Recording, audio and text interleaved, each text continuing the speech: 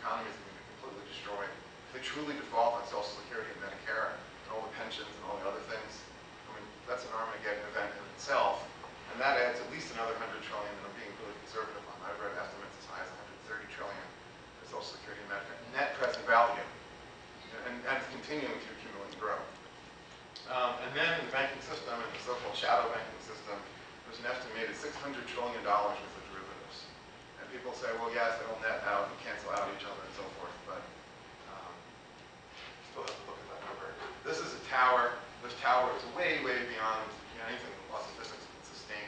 It's only possible because of daily manipulations and interventions by every central bank in the world.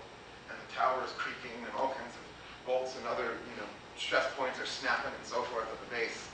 And we careened this way in 2008, now we're careening this way, and maybe they'll hold it together for another 5 or 10 years. So again, this point of nonlinear, don't think about inflation, don't think about consumer prices. I use the analogy, if you want to try to understand the value of the dollar, use the analogy of, so somewhere in Paris is the official meter stick. It's made of platinum and rubidium alloy, obviously almost exactly 1 meter long, right? That's the equivalent of measuring value of gold. If you want to look at consumer prices, that would be the equivalent of lining up a bunch of gummy bears. Being really careful to estimate the fraction of a gummy bear at the end. That's the attempt to use consumer prices versus using gold to understand this. The bottom two questions are rhetorical questions. But if I were to say, okay, well, they're going to increase their borrowing exponentially. So right now, we're borrowing, what is it, 1.3, 1.4 trillion a year. That they admit. Probably a few hundred billion more because the economy isn't more honest anymore. If I said, okay, in 4 or 5 years they'll be borrowing 6 or 8 trillion a year, what would everybody predict would happen to the value of the dollar if they were to be increasing the so-called quantity that much? Obviously, gold is going to be $4,000 an ounce if that happens. But conversely, what happens if debt starts to collapse truly in earnest? So I'm trying to remember who it was who came out with a famous prediction. Was it Merrick Whitney, who said 7,000 municipal bonds are going to be defaulting in the next few years? What happens if that really starts to roll over in earnest? What happens if a few states, Illinois would be a leading candidate, just are literally insolvent and stop paying their bills and paying their bonds? And the defaults begin to cascade, and a big bank goes, and another big bank goes, and the federal government is now at an $8 or $9 or $10 trillion a year deficit. What would you expect to happen to the value of the dollar? Even though there were fewer of them, what would you expect to happen to the value of the dollar in this case? The lights in New York will go out. The lights in New York will go out. That's exactly it. So the point is the dollar is collapsing. It's not a function of linear quantity. It's a function of something else that's much more subtle and much more severe. Yes, sir? Don't know if I quite followed that last point. If you said that like local governments started defaulting, right, wouldn't that mean that the debt is then erased, which would mean that there's less debt outstanding, which would mean that the value of the dollars would actually go up? If the linear, well, yes, the first two things are true. Yes, there would be less debt outstanding, there would be less quote-unquote money supply. But think about the fear. And by the way, all of that debt is money. When you say, I have money in the bank, you have a debt obligation of the bank. You're an unsecured creditor of the bank. So if the bank has lent all this money to the city of Chicago, and Chicago doesn't pay, and because of fractional reserve banking, this has been amplified, now the bank is insolvent. Would you rather own a gold coin in your pocket, or would you rather have an unsecured credit claim against the Northern Bank? That's the problem. So I understand now, sorry. The difference that you're talking about in terms of between inflation and non-inflation is that they talked about hyperinflation when you would throw, barrels of Deutschmarks into a wheelbarrow and go and get a loaf of bread. The difference is you could take any number of barrels of these papers and take them, and you'd still not get a loaf of bread. So basically, it's I'm going to talk about prices. zero. What I'm trying to visualize is when the debt collapses, there is no inflation because everything is worthless. The currency is going to be finished, but I'm going to talk about the mechanism. It's not a function of linear quantity. If there's one take-home point I want everybody to get, that's it. Can more borrowing pay this off? Obviously, I've answered that question. Agree or disagree?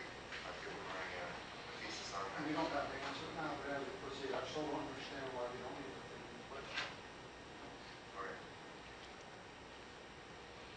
I love this picture because it really captures a whole bunch of things that are wrong with our world today, and namely that interest rates are volatile, which is not the case under gold. I'm going to show why. And in paper they are, and every time the rate of interest changes, somebody gets hurt. So under gold, first of all, this first bullet point should be obvious. There can be no lending without saving. If you think back to 10,000 years ago, that primitive tribe, nobody can sit here and say, well, I'm going to be working on a computer, and someone is going to feed me while I do the research.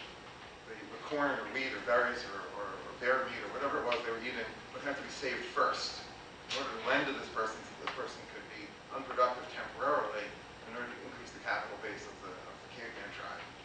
Savings has to come first. That is the source of lending.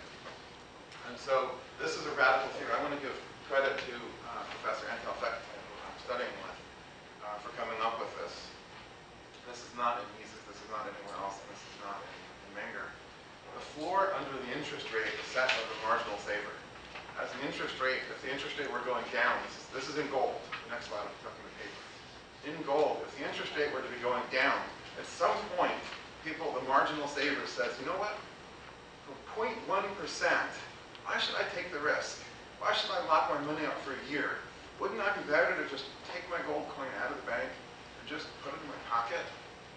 And the lower the interest rate goes, the more people tend to do this because people evaluate, and this is where I differ with Mises, people value a present good, which is gold, more than they value a future good, which is a promise to pay gold, maybe not sometime in the future.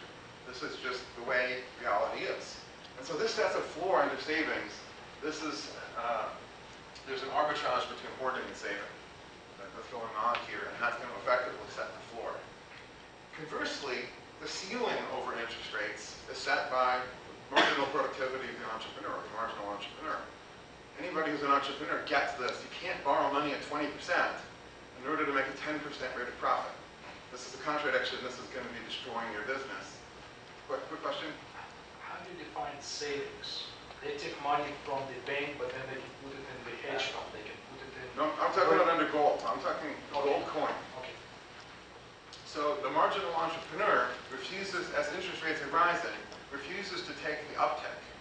So let's say he has an old widget making machine that's now at the end of its life, and so typically he would go borrow money to buy another widget making machine.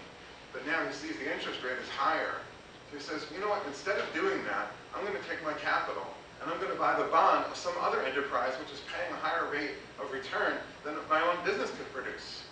And so there's an arbitrage essentially between the stock market and the bond market in this case. And so the interest rate can never go above the marginal rate of profit, and it can never go below the marginal rate of savings, essentially. In the classical gold standard, this tended to be, not tended, this in fact was a very, very tight band. Interest rates did not vary much, and there wasn't such a thing as bond speculation. The bond speculator was unknown in those days. Interest rates are stable. Interestingly, talking about consumer prices, it's not possible or desirable to fix consumer prices or commodity prices. What it did was fix the interest rate or the price of money, essentially. So under paper, well, it's a little bit different. Obviously, we all know that interest rates are quite volatile. You know what, I'm going to have a future chart on the short answer. So on the short end of the yield curve, we just have the diktat of Ben Bernanke and his merry band of, what is Zero Hedge called, the Benny and the Inkjets.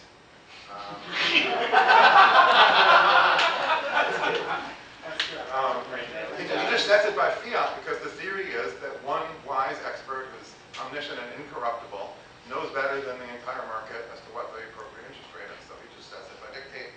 Everybody follows him. It's like Kremlin watching. You know, with Greenspan, he used to look at how fat his briefcase was going into the meeting. And if the briefcase was skinny, the presumption was there won't be a change. He wasn't bringing any evidence. But if the briefcase was really fat, he was making a case for changing policies, and he wanted to bring all of his documents and whatever. I guess today he'd have to know how big his USB dongle was. I don't know. On the long end, they have the so-called open market operations, which are secretive, but also kind of an open secret on Wall Street, where they buy bonds in the 5 to 10 year range. That's what QE was all about at the moment.